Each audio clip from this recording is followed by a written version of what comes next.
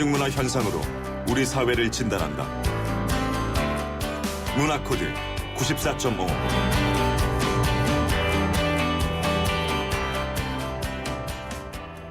매주 화요일에는 뉴스 안에 담긴 다양한 대중문화의 코드를 읽어봅니다. 문화코드 94.5 정덕현 문화평론가와 함께합니다. 어서 오세요. 안녕하세요. 자, 오늘이 올해 마지막 방송인데요. 네. 뉴스 정면 승부에서 선정한 문화코드 94.5 올해의 키워드가 음식입니다. 그렇군요. 예, 음식을 주제로 한 방송들이 뭐 먹방, 쿡방 해서 올 한 해 크게 사랑받았었죠. 그렇습니다. 사실 음식 방송이 나와도 너무 많이 쏟아져 나온 건 아닌가 네. 이런 생각이 들 정도였는데요. 요리 방송은 있었잖아요. 그렇죠. 레귤러 프로그램으로 많이 나왔었는데 올해 이렇게 좀 성장했다는 건 좀 놀라운 일인 것 같아요. 네. 일단 포맷 자체가 과거와는 완전히 다른 이런 느낌들이 이제 눈에 띄는데요. 네. 쿡방은 1인 미디어 방송을 지상파가 끌어안은 뭐 이 마이리틀 텔레비전 뭐 요런 형태로도 많이 나왔거든요. 네. 그러니까 마이리틀 텔레비전의 한 부문으로 이게 들어가 있었죠. 네. 쿡방이. 그리고 또 스튜디오 예능이지만 마치 스포츠 중계하는 요리 대결을 바탕으로 한 냉장고를 부탁해 이런 프로그램도 있었고요. 네. 또 잠옷 진지한 정보 토크쇼 형태, 이 수요 미식회가 이제 이런 형태로 나왔었고, 전형적인 요리 프로그램의 남성 버전으로 집밥 백선생 이것도 있었죠.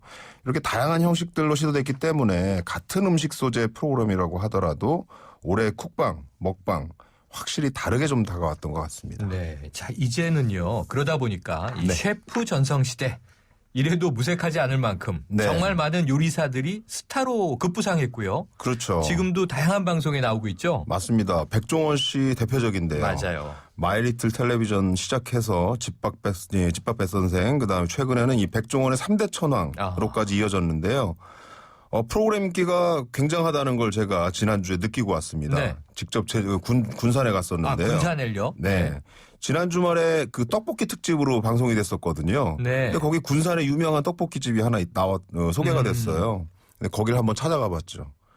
줄이 너무 길어서 한 2시간은 기다려야 먹을 수 있을 것 같더라고요. 그래서 결국 포기했습니다. 그래서 드셨군요. 못 먹었어요. 근데 대신 그 3대 천왕에서 예전에 소개했던 부대찌개 집이 있어서 한 30분 정도 기다려서 먹었는데 역시 맛있더군요. 저 백종원 씨 영향력을 확실히 알 수 있었는데요. 대단하군요. 또 뭐 대표적인 스타 셰프들 방송으로 냉장고를 부탁해 이것도 들 수 있는데요. 네. 여기서 나온 뭐 미카엘이나 김풍, 이연복, 최연석 이런 분들은 지금 뭐 방송인으로도 아주 맹활약하고 있다고 보입니다. 그러게요. 또 이 음식과 관련된 프로그램 아까 네. 말씀 주신 데서 빠져 있어서 네네. 삼시세끼 빼놓을 수 없잖아요. 그렇죠. 그냥 하루에 세 끼를 만들어 먹는 컨셉인데 왜 이렇게 대단한 사랑을 받았을까요? 결국 그게 본질적인 욕구이기 때문이 아닐까 이렇게 생각이 드는데요. 네. 욕망이 참 다양합니다. 사람의 욕망이라는 게. 그리고 현실에서 그런 다양한 욕망이 다 충족되는 건 아니거든요. 네. 그러니까 가장 기본적인 것들의 충만한 모습, 요걸 보면서 어떤 위로를 받을 수 있지 않았을까 하는 생각이 듭니다. 네. 거 봐라.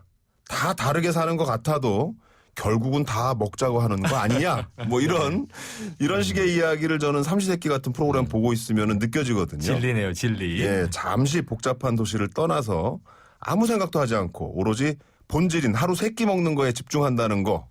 그런 의미에서 굉장히 위로를 주는 일이라고 생각됩니다. 네. 야, 이게 우리 한국 사람들은요, 이 식사를 여유롭게 즐길 만한 시간이 부족해서 네. 이런 쿡방과 먹방을 통해서 대리만족하는 것이다. 네. 이렇게 음식 관련 프로그램이 인기를 얻는 이유를 분석하는 것도 들었는데요. 네네. 정 선생님은 어떻게 보십니까? 물론 그런 면이 충분히 있을 거라고 생각됩니다. 특히 이 직장인들 같은 경우에는 이 점심 같은 경우에 대체로 뭘 먹나 고민하고 맞아요. 그러다가 이제 결국은 뭐 시간이 막 그러니까 이제 대충 때우기도 하고 그러거든요. 네.